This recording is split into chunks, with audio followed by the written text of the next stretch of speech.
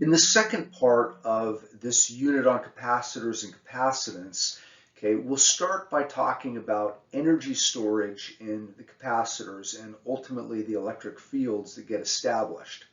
And then the last topic we'll take a look at later in the presentation is the effect of dielectrics, that is the insulating medium that we place in between the capacitor plates. What effect do dielectrics have on the capacitance, the capacitor voltage, the electric field, and so forth. In this slide here, if we look at what happens during the charging process of a capacitor, what's really happening would be something like this. Okay, the real charging process, you have a battery which when you connect to the plates of the capacitor, okay, work is being done on the charges in those capacitor plates to separate them. And ultimately, however much work is done to separate the charges, okay, of your plates that start out electrically neutral, okay, the work done to separate those charges ultimately gets stored as potential energy in the electric field. So we'll say that the chemical potential energy stored in the battery, okay, gets converted into work done to separate the charges in order to charge those plates equal and oppositely. Once those plates acquire their equal and opposite charge, that establishes an electric field, okay, where electric potential energy is stored, okay, between those capacitor plates. So this is really what happens. Okay, but in the next slide, we're going to look at a fictitious charging process so that we can actually better understand the physics of what's going on, okay, during this charging process and where that energy, how much energy, okay, is going to be associated with that charging process, okay, and the like. So that's what we'll talk about in the next slide. All right, so here let's take a look, as promised, at this idealized or imaginary charging process. So we'll talk about it very qualitatively in this slide. So, and certainly don't believe everything you see. Okay, here's our superhero of transferring charge here to that capacitor. Starting with an uncharged capacitor, what we're going to do is we're going to use some magic tweezers to remove small increments of charge, okay, of positive charge, okay, we'll say dq represents a small increment of charge from one plate and transfer it to the other plate. And we will note that with each transfer of charge, okay, that electric field between the plates is going to increase. And that electric field and electric potential difference between the plates is going to oppose further transfer of charge. It's going to make it harder and harder to transfer each increment of charge. So as charge accumulates on the plates, you would have to do increasingly larger amounts of work to transfer each additional increment of charge. So let's look at it, try to make this a little more real with a picture here. Now, when our capacitor, if we start out with the plates in the uncharged state, okay, if the capacitor plates are uncharged, then there is no electric field, okay, no potential difference in between the plates. So for me to transfer that first increment of charge, okay, with my magic tweezers here, okay, would require no work. There is no force opposing the transfer of that charge. So no work would be required to transfer our very first small increment of positive charge. Let's now take a look somewhere in the middle of this charging process, okay, where we can say that the capacitor the plates are moderately charged. So as we transfer small increments of charge from, okay, the lower plate to the upper plate is going to acquire a positive charge. And since it's losing, okay, positive charge, the okay, bottom plate will end up with a net negative charge. Okay, and remember, this is an idealized charging process, right? If you're saying, hey, how do you, okay, transfer positive charge? We're not going to worry about how. So here, at this point, we can say, well, we have a medium electric field that gets established between the plates. You'll notice now that that electric potential difference, okay, is going to oppose a further transfer of charge. Okay, think about the electric field. Okay, for me to now transfer charge is going to require a force, right? Okay, that small increment of positive charge is being repelled by that upper plate. That means I'm going to have to exert a force and do some work, a moderate amount of work, to be able to move the charge at this point in the charging process. Now, eventually, when towards the end of the process, okay, our capacitor plates are highly charged, right? After we've moved a lot of charge, we can say that, we've got a lot of positive charge on that upper plate, okay? We've removed that from the lower plate, so we have a very strong, okay, a large electric field that gets established in the region of the plates, a large potential difference. This means that you're going to have to do a lot of work, okay, to transfer a small increment of charge at this point in the charging process, right? That's going to require a big force. Okay, that force is going to be very large, which means a lot of work is going to have to be done. Now remember that you can imagine that this, this increase in the amount of work done to transfer the charge, okay, happens continuously, right? So as we'll see, this is where we can invoke the techniques of calculus to figure out, okay, the total amount of work required. Last thing we'll say, and this is an analogy here, and you can take it or leave it, but think about if you've ever had a drawer that holds socks, okay, think about what is required to stuff socks into a drawer. Now, when the drawer is empty, certainly putting in, okay, those first few pairs of socks doesn't require a lot of work, okay, or force. But as that drawer becomes increasingly full, okay, as you got a lot of socks in that drawer, the quote-unquote stuffing force increases, which means that more and more work is going to be required to stuff each additional pair. In the same way, more and more work is going to be required to move each successive increment of charge from one plate to another. Okay, continuing with this theme of the imaginary charging process, in this slide we're going to calculate an expression for the total amount of work that must be done, okay, to charge the capacitor this way. That is to, move small increments of charge dq, okay, from the bottom plate to the top plate until it becomes fully charged. So let's put this idea into appropriate language. That is the language of calculus here. And let's let little q represent the charge on the capacitor at any given time t during this imaginary charging process. So as we said, those plates continually increase their charge up until a point where they have a total charge big Q. So here we will let delta V represent the electric potential difference between the capacitor plates at any particular time. Okay, in which case, using our definition of capacitance here, then that electric potential difference, delta V, will just be the charge on the plates at a particular time divided by the capacitance of the capacitor. So we will let dW represent the infinitesimal amount of work required to transfer, that infinitesimal charge element, that very small positive charge element dQ, from the negatively charged plate to the positively charged plate.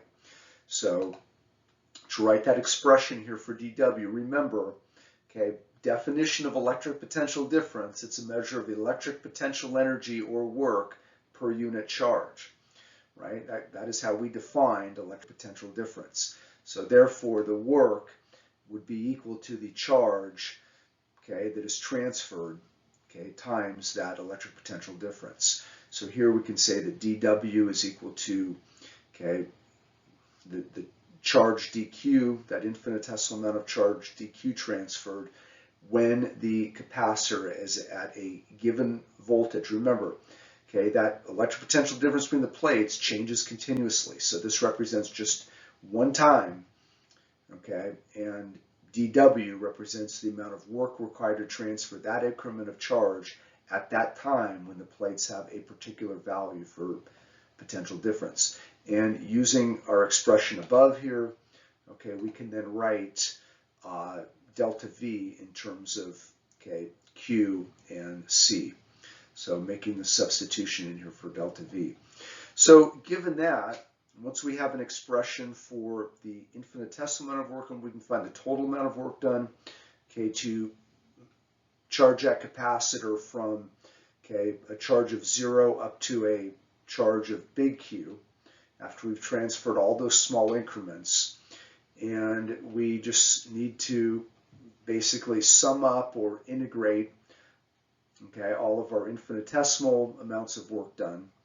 And when we do that, notice that, okay, Q is a variable, right? The charge, Q represents the charge on the capacitor at a given time, and that changes continuously. It's a variable. Capacitance can be taken out of the integral here.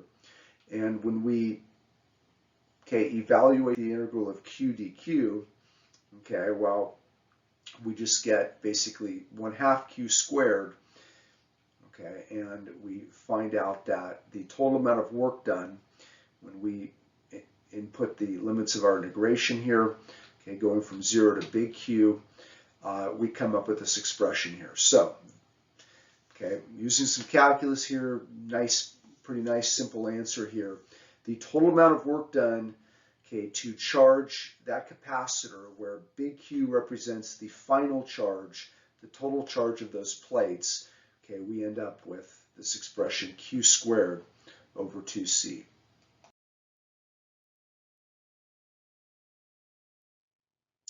Now we can take a look at this imaginary charging process, okay, from a graphical point of view, and okay, not only derive a different expression here, okay, but I think gain some insight into this charging process as well. So to look at this graphically here, we're going to consider a graph of the electric potential difference between the plates, okay, at any given time versus, okay, the charge of the plates at any given time. And remember, we said on the previous slide that from our definition of capacitance here, okay, delta V represents the potential difference between the plates at any time, Q the charge on the plates at any time. And notice here that Q and delta V are variables. They change continuously, right? We start out with no charge on the plates, no potential difference, up to a maximum charge of big Q and a maximum potential difference, okay, delta V total. Notice here that if I have a graph of, okay, you know, delta V versus Q from this relationship here, okay, that there is a linear relationship between, okay, delta V and Q, and notice that the slope of that graph is simply the reciprocal of the capacitance. Also, like I mentioned, notice that as the charge Q on the capacitor plates increases, so does the electric potential difference across those plates according to this relationship, right? There is a linear relationship. Twice as much charge on the plates means twice as much potential difference between the plates, okay, for that constant capacitance of the capacitor. If we want to talk about the work, okay, that is required to move a small charge element dq from one plate to another, okay, for a given, at a given time and a given value of delta V, how do we interpret this graphically? Okay, well, if you take a look here and look at the definition here, if we look at the definition of work, okay, work Q delta V. So for an infinitesimal amount of work, we're looking at an infinitesimal amount of charge dq, okay, times that potential difference delta V. This gives us, okay, the infinitesimal amount of work required to move that charge element, okay, at this particular time when the capacitor has this particular potential difference. Now, to go from here, if you want to find the total amount of work, okay, required to charge the capacitor, well, we simply need to add up, okay, all of our infinitesimal work elements dq, which amounts to, graphically speaking, finding the total area under that graph. Now you know that for this linear relationship, the area under the graph is simply the area of a triangle, 1/2 base times height. Okay, the base has let's say, a magnitude or length big Q, right, to go from charge 0 to a charge big Q, and the height of this triangle here is going to be okay, delta V total, the total electric potential difference when the plates are fully charged. And when we multiply 1/2 base times height, we get 1/2 Q delta V. So notice that this expression here looks a little bit different than what we derived on the previous slide, right? The previous slide we derived the total amount of work in terms of the total charge and the capacitance. Here is an expression for the total amount of work in terms of charge and potential difference. So what happens to this work that is done on the charges, to be able to bring about this charge separation that gives rise to this electric field between the conducting plates? Well, that work ends up going into the electric potential energy, of the charged capacitor. So we basically have derived a couple of these expressions. We'll restate those here and take a look at another one here. So for any capacitor, it doesn't matter what type, we can say that the work done to charge the plates is exactly equal to the electric potential energy stored in those plates, in the field between those plates, I should say. And this is what we derived a couple slides ago in terms of Q and C. We said it in terms of work, but remember that the work goes into the electric potential energy, so Q squared over 2C. So here's a relationship for the electric potential energy of a charged capacitor in terms of Q and C. We can also write an expression for the electric potential energy in terms of Q and delta V. Now we did this graphically, we derived this on the previous slide, but I just want to show you here, using what we already have here, the expression that we derived non-graphically using calculus. Let's use our definition of capacitance and make a substitution here. Since we know that capacitance is just Q over delta V, let's substitute that into our derivation here. And when we do so and simplify, we come out with this same expression that we showed graphically on the previous slide. So let's see, we've got an expression for the electric potential energy in terms of Q and C, Q and delta V. How about C and delta V? How about capacitance and voltage? So here to do that, we just need to make some more substitutions here. Since we know that Q is equal to C delta V, let's take this second expression here that we've derived, 1/2 Q delta V, and for Q, we will substitute in C delta V. And when we do the simplification here, we come up with yet another expression for stored potential energy between the capacitor plates, 1/2 C delta V squared.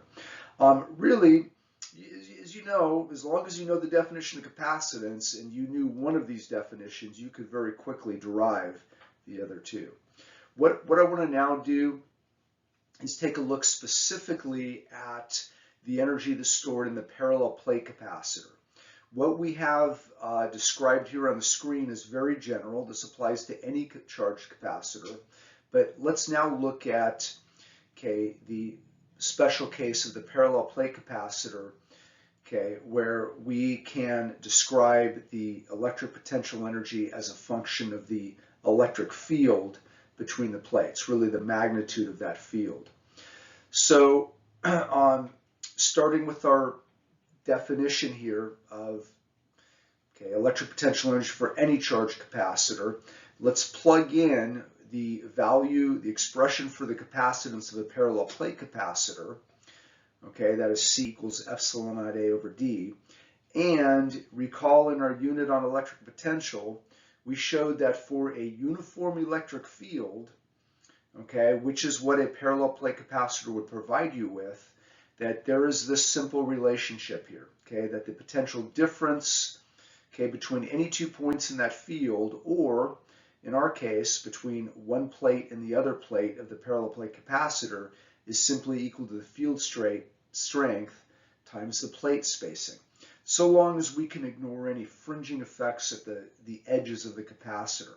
So making these substitutions here, okay, for the capacitance and for, okay, potential difference in terms of electric field, okay, when we simplify this, we come up with this expression, 1/2 epsilon naught A d times the electric field squared.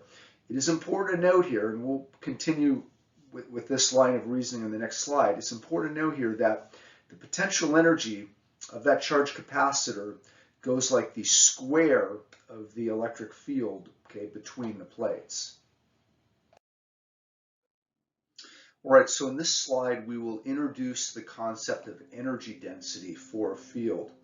Now, I'll just tell you that in this case here, we're talking about electric fields, but soon enough, we're going to be talking about magnetic fields. And the concept of energy density applies to all fields. It's a useful concept. So let's look at our friendly one-eared rabbit, okay, for a hint in defining this new concept. Let's see if we can figure out the answer here. So if mass density is defined to be the mass per unit volume, and we now know, okay, in Physics 103 that charge density is defined to be the charge per unit volume, at least for a three-dimensional charge distribution. Can you predict the definition of energy density? Okay, well, hey, if you said it's the electrical energy stored in the electric field per unit volume, you would be correct. So it's a measure of energy stored per volume. Where is electric potential energy stored? It's stored in the field. Where is magnetic potential energy stored? It's stored in the magnetic field. So if we consider the energy stored in the electric field of a specific capacitor, how about the parallel plate capacitor? Let's just get a visual here so we can picture this. So the red dielectric medium I'm inserting between the plates here. And remember, each of these plates has an area A, and little d is the plate spacing, the distance between the upper and lower plate. So by definition, the energy density, okay, is the electric potential energy stored in the charged capacitor per unit volume. Okay, this expression you see here is exactly what we derived on the previous slide, 1/2 epsilon naught A d times E squared. When we divide through by the volume, okay, which is the volume of the field between these plates, it's pretty much the volume of that red dielectric you see. It's the plate area times the plate spacing. Okay, then we end up with this result. The energy density goes like 1/2 this universal constant epsilon naught times the strength of the electric field squared. A couple things to note here.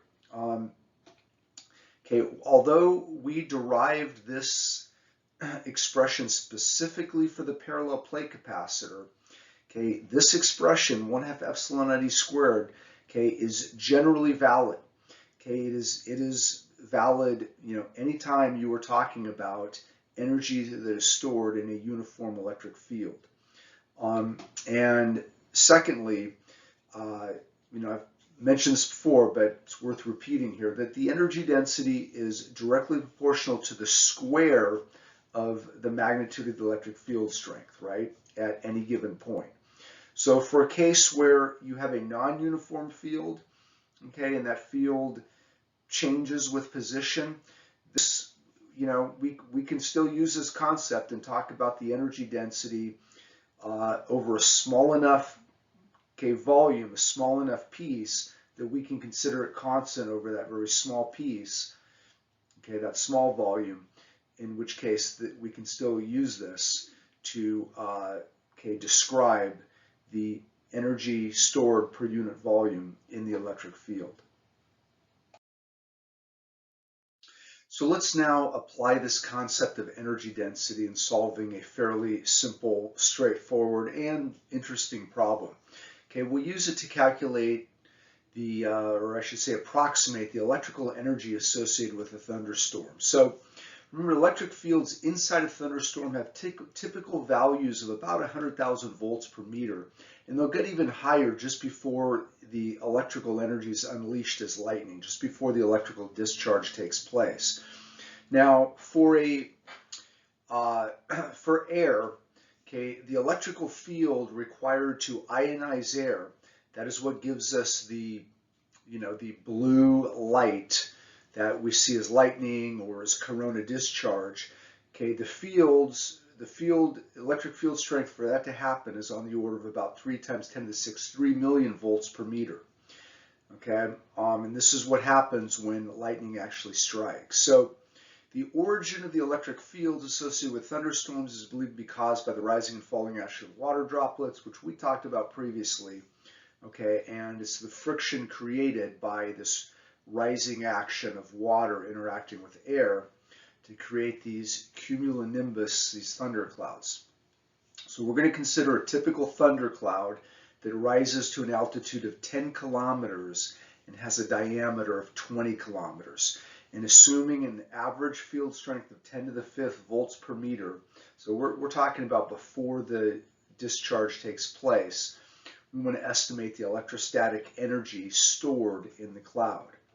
Well, okay, so we are going to use our concept of energy density here. Notice what I'm showing you over here in the picture. This is the direction of the electric field. Remember we said that, okay, when you have the negatively charged bottom portion of the cloud, okay, above the surface of the Earth, that polarizes or induces a charge, a positive charge, in the upper surface of the Earth.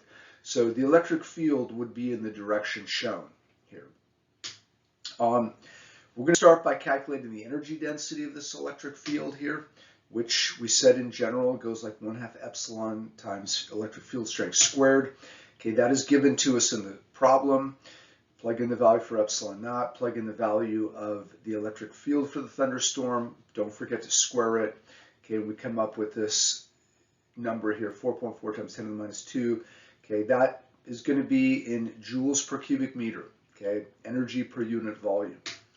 And we will assume that this energy density is constant for the storm. Okay, if it wasn't, like I said, you would have to know how the energy density varies with location. But we're going to assume a constant energy density. This is kind of an average value here.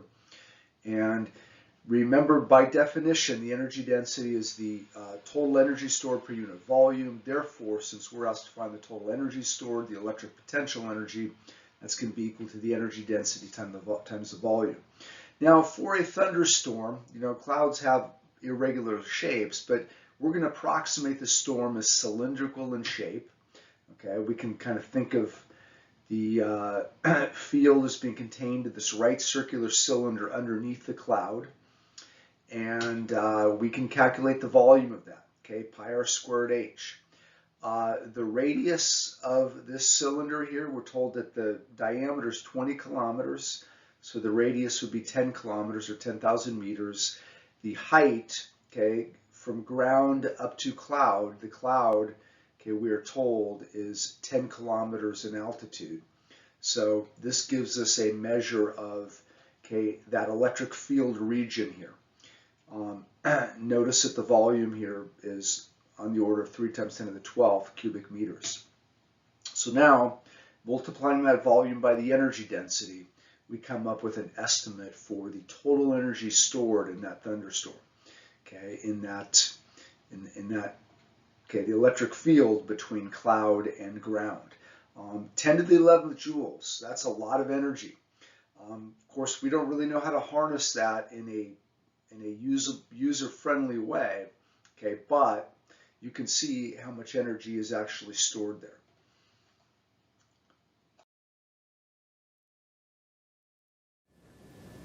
Electric fields store electric potential energy. But how are we going to actually see the energy that is stored in the electric field? Well, one of the ways we can do it is with this little device we call an electrostatic motor. So you'll notice that we have two 2-liter soda bottles here filled with water. Okay, one of these soda bottles is going to be attached to the high voltage dome with a Van de Graaff generator. Okay, the other bottle filled with water will be grounded. So we have an electric potential difference, okay, across these two bottles. And you'll notice the wires here, which are not actually making contact with the, the spindle here. But what we're going to do is we're going to try to convert the electric potential energy that is stored in the electric field into a form of energy that we can actually see, which will be the kinetic energy of this rotating bottle. So let's fire her up and see what happens here. Okay, so the electrostatic motor, folks.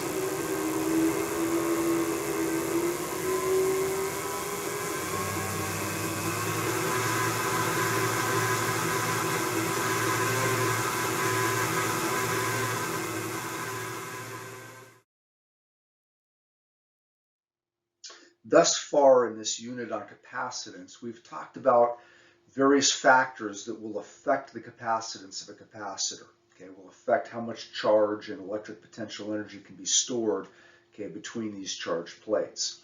And we said that, basically the geometry, the size and shape of these conductors is significant.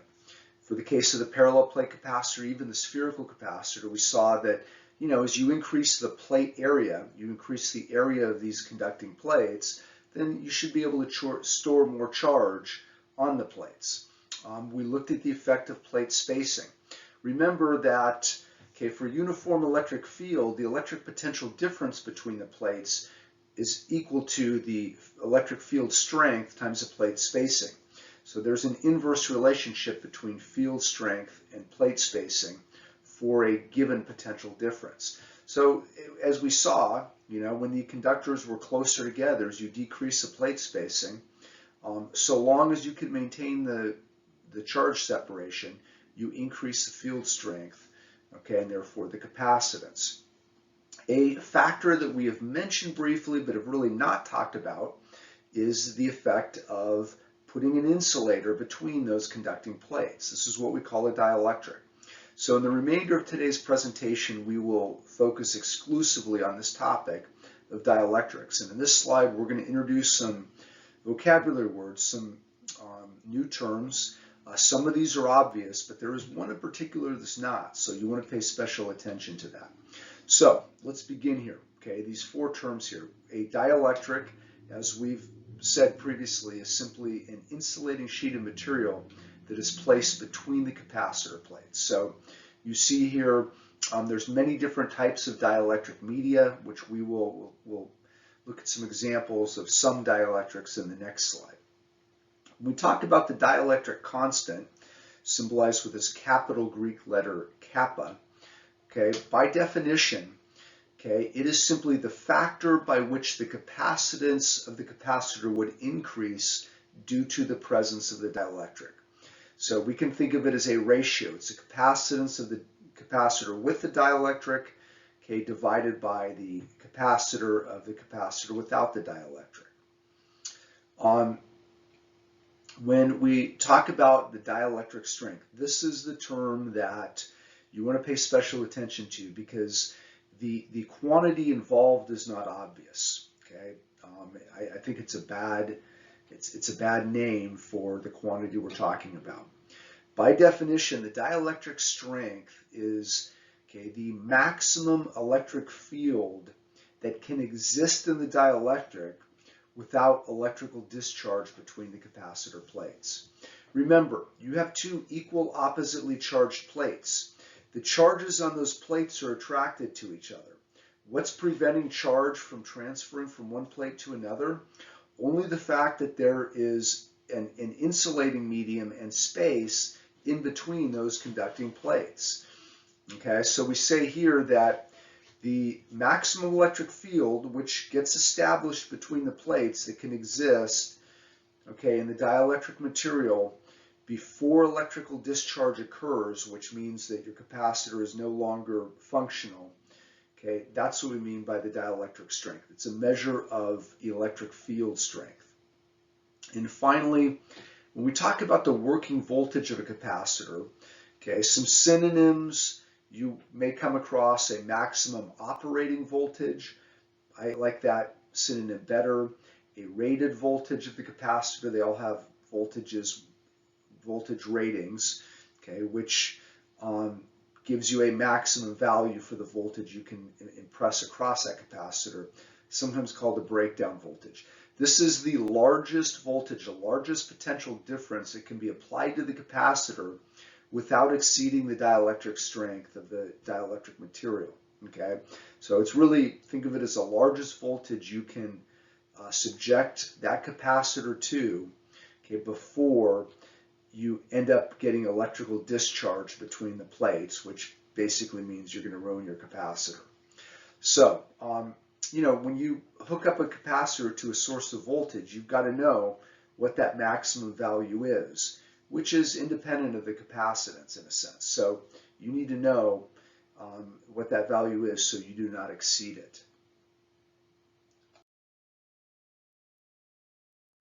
All right, so in this slide, we'll take a look at some examples of dielectric materials, okay, associated dielectric constants, as well as some dielectric strengths here. Air, that's pretty important. What if you just have air between the plates of your capacitor? Well, it's pretty close to what you would get if you had no medium, that is a vacuum between the plates. So essentially, the dielectric constant is 1.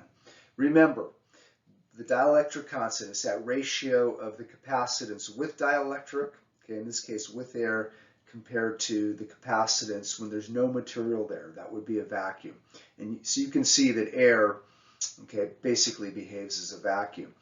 And when you look at the maximum field strength that can exist, okay, before the air becomes a conductor, okay, which is what happens during a lightning storm when the discharge takes place, it's about 3 million volts, okay? That's the maximum electric field that can exist in air before the air itself becomes conducting. Aluminum oxide, remember we talked about the electrolytic capacitor. We said that when you put a current to your conductors here, that you end up with this aluminum oxide coating. And take a look, it has a pretty high dielectric constant. It's a pretty good insulator. And look what happens then when you have a good insulator, the dielectric strength goes up, right? It's about, 200 times that of air, okay? Some other examples here, paper, that is common in a lot of, cheaply made capacitors for electronics equipment where you do not need really, really large electric fields set up in those arrangements, when you're talking about integrated circuits. So very often wax paper is put between your pieces of conducting foil. So yeah, dielectric constant of about 3.5. Okay, down here, last one I'll point out, tantalum oxide. Okay, I have no idea how much that would cost, probably somewhat expensive, but take a look at how effective that would be as an insulator here. And you can see that, how big the electric field would have to be before you make tantalum oxide conducting.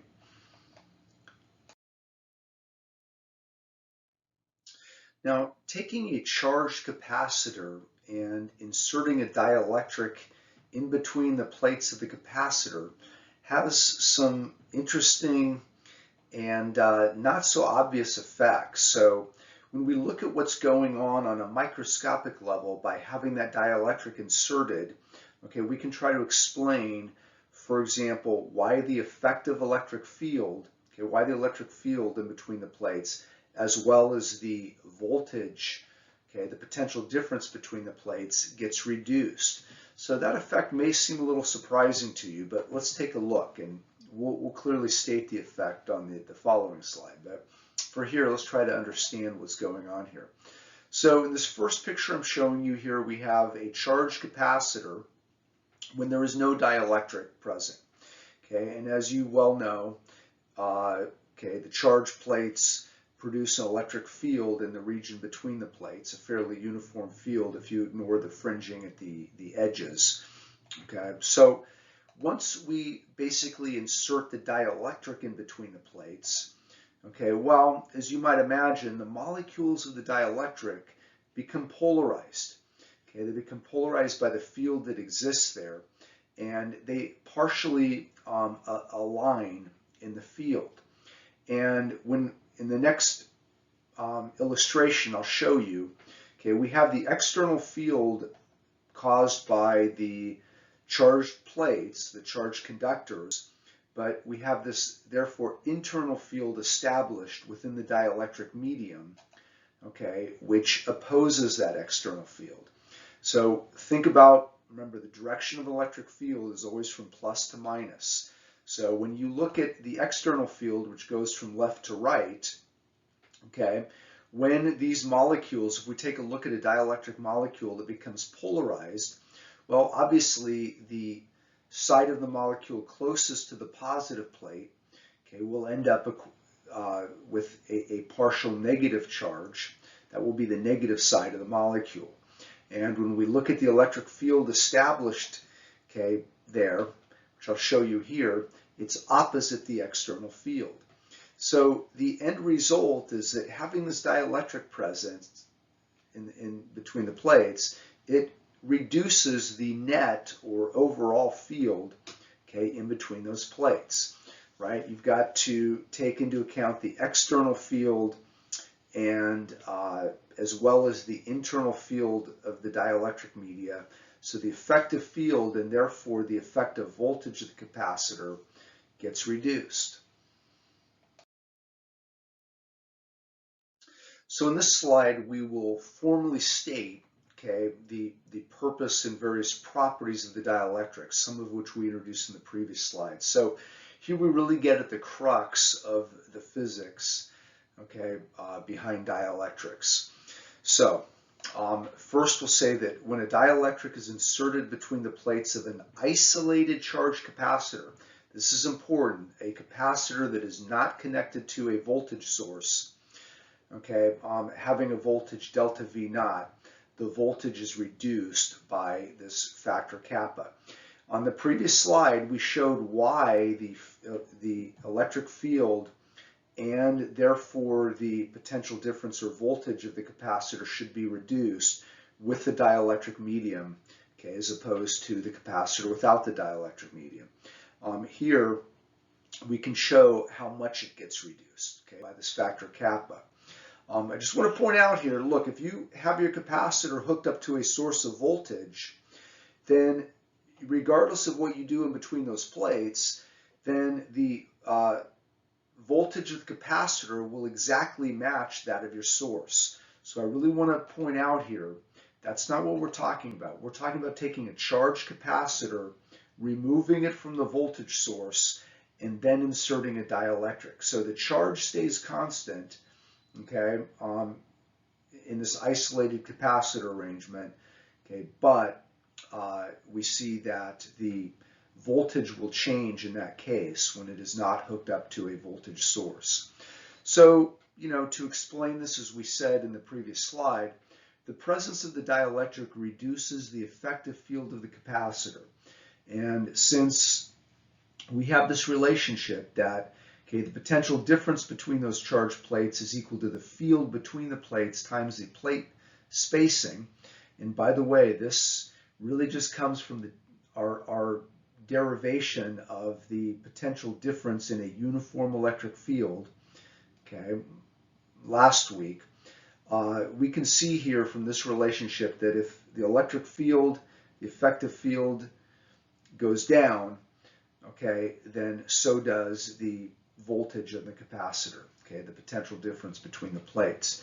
To actually prove this exact relationship, well, like we said, you have an isolated charged capacitor, not connected to a voltage source.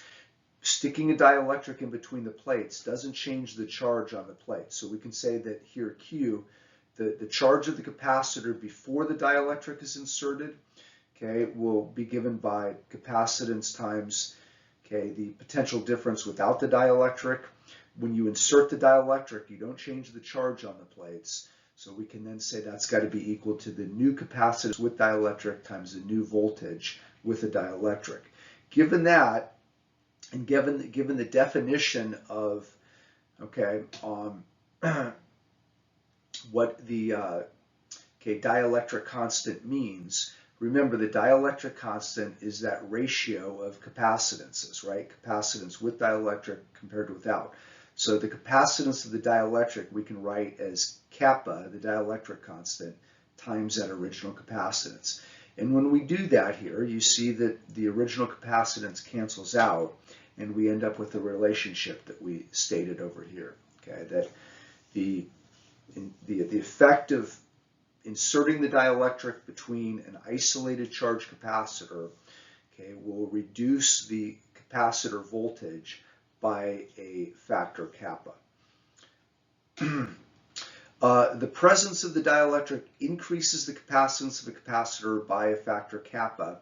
This really comes from our definition of, okay, the dielectric strength, right? This is our definition here. So if we want to try to make sense of it, though, I'll say this, that since charge on the plates remains unchanged with the insertion of the dielectric, okay, that's what we mentioned above. If we have an isolated capacitor here, okay, then the capacitance must increase according to our definition of capacitance, right? If we're saying the charge doesn't change, but we know that the voltage gets reduced when the dielectric is present, reduction in voltage means increase in capacitance. Note that inverse relationship there. Since the capacitance measures the capacitor's ability to store charge, the presence of the dielectric means more charge can be stored on the plates before discharge occurs. Okay, well, you don't have to be a physics major to know that. That makes sense. Isn't that the purpose of electrical insulators, right? Having a good insulating medium, okay, with a high dielectric constant means you can store more charge on those plates, okay, before you get charge transferred between the plates. Okay, the maximum operating voltage of the capacitor is increased by the presence of the dielectric. So here, since the dielectric behaves as an insulator, okay, this would mean that higher voltages can be applied to the capacitor before the charge transfer between the plates occurs. Okay, that only makes sense. Okay, so you put that dielectric in there between the plates. Okay, that means that the maximum voltage that you can press across that capacitor, okay, will increase as well. This next point, this next property may seem kind of obvious, but if you think about the manufacture of a capacitor, how do you keep those two charged plates separated from each other? You know, if somebody's sitting there holding the plates, well, you've got to have some sort of mechanical support to do that. And a dielectric provides natural mechanical support between those conducting plates. Having that there means that those plates, okay, are not going to be able to touch each other and discharge your capacitor. So this is kind of obvious, but it's an important property. And finally here, okay, a dielectric allows the conducting plates to be placed closer together without touching, right? Like I said, if you didn't have some sort of medium in there, how do you actually get those plates to remain separated? Well, you could now have a dielectric. It could be very thin, like an aluminum oxide coating, for example, and that very, very thin film of dielectric material will prevent the conductors from touching, in which case, think about what that does to the capacitance. Okay, we know that when we talk about the parallel plate capacitors, that inverse relationship between capacitance and plate spacing. So being able to get those charged conductors closer together, okay, decreasing the plate spacing will increase the capacitance.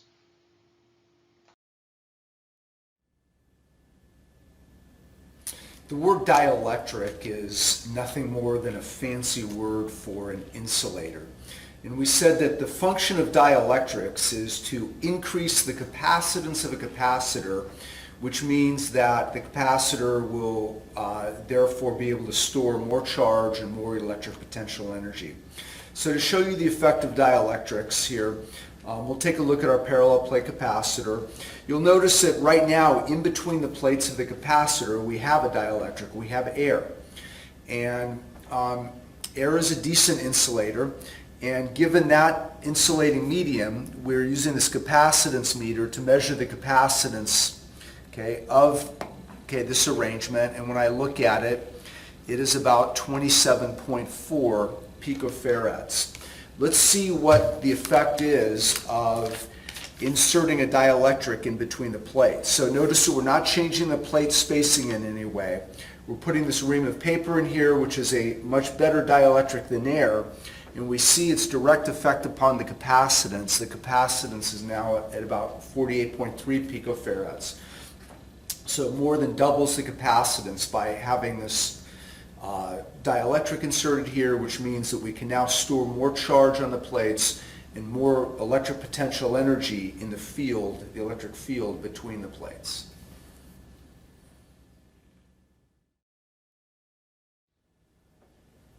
Believe it or not, the electronic stud finder is really nothing more than a parallel plate capacitor, where the plates are actually arranged in side by side to each other, rather than parallel to each other. And it works simply on the principle that dielectric media will change the capacitance, and when it changes in a certain way, an alarm can trigger. So here you'll notice that when we move the stud finder along the drywall, when there's nothing behind the drywall but air, there's a certain dielectric medium, that is drywall plus air, between the plates of the parallel plate capacitor. That gives the capacitor a certain capacitance, which is not enough to trigger it. Notice what happens though when the stud finder reaches the part in your wall where the stud exists, an alarm triggers.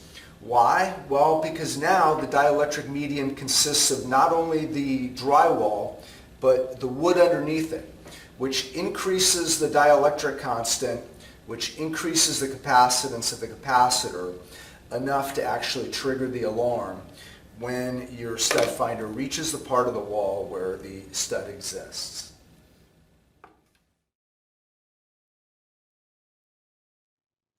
All right, so we've seen that the effect of having a dielectric medium in between the charged plates of the capacitor will reduce the effective electric field in between the plates, and therefore will reduce the voltage or potential difference between those charged plates, so long as that capacitor is not connected to an external source of voltage.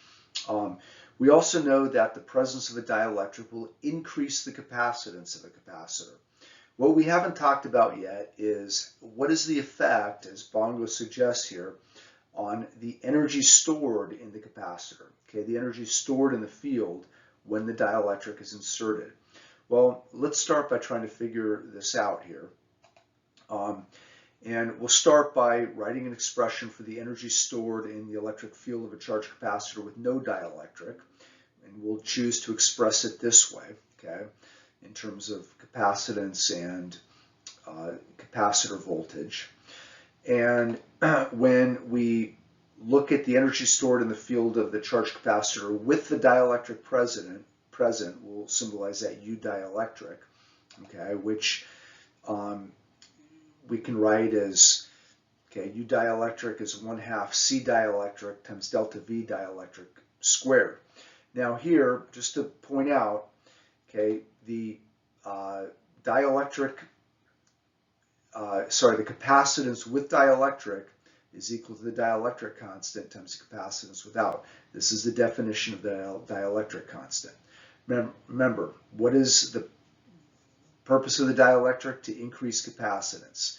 It's a measure of the factor by which the capacitance increases. So capacitance with the dielectric will be some multiple times the original capacitance without. And we showed that this relationship here between what happens to the voltage of that capacitor, an isolated capacitor, when the dielectric is inserted. We showed that the voltage gets reduced okay, by this factor kappa. So when we plug this into our expression here for the energy, potential energy stored in the field with the dielectric present, okay, we see what happens here. Making these substitutions, when we can make the comparison, we see that the potential energy storage with dielectric is equal to the potential energy storage without dielectric divided by this factor kappa. So like the voltage, we see that potential energy gets reduced by the factor kappa as well. So let's say here, note that okay, the energy stored in the electric field between the plates gets reduced by factor kappa when the dielectric is present because some of this energy gets stored in the dielectric medium itself.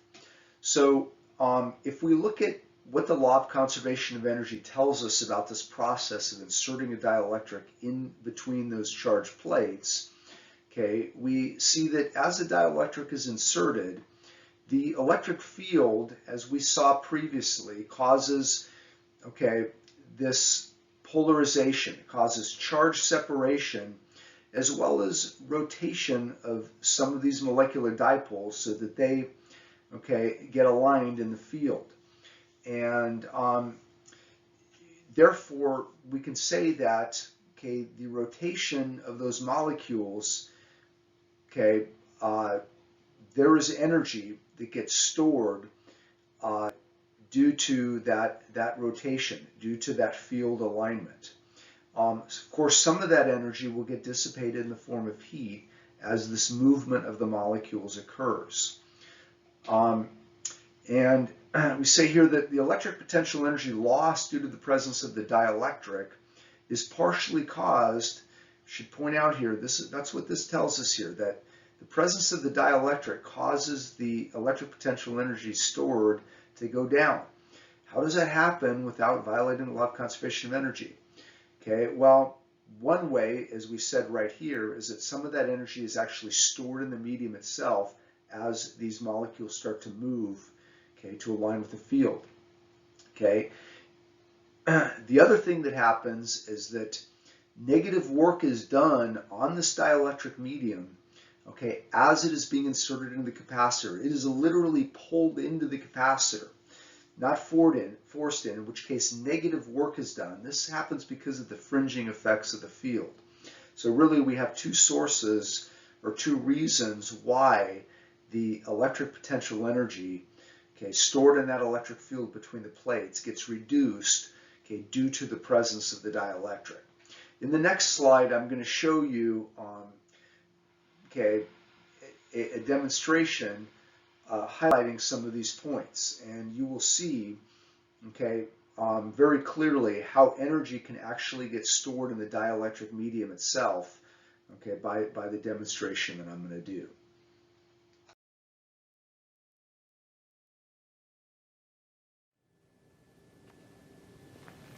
What you see in front of you is what we call a Leyden jar. It is really nothing more than, well, in this case, a homemade large capacitor. And you can see that when I disassemble it, you see that we have an inner conductor, okay, an outer conductor, which is separated by this plastic container, which acts as a dielectric medium, okay, an insulator between these two conductors. So what we're going to start by doing is just charging this arrangement, charging the inner conductor by bringing it in contact with this Van de Graaff generator. And we will, when we touch the ball here to the dome of the Van de Graaff, it's going to be collecting charge.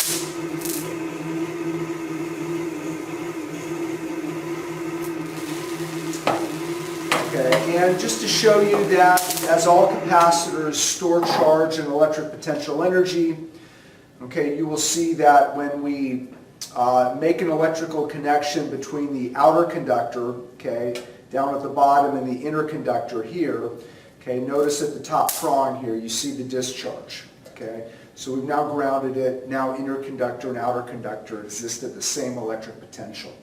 So, nothing really new there. What we're now going to do is we're going to charge this up a second time, and I'm going to show you that the dielectric medium itself stores electric potential energy. The electric potential energy is stored in the dielectric medium. So let's once again charge this interconductor by bringing it in contact with the dome of the Van de Graaff.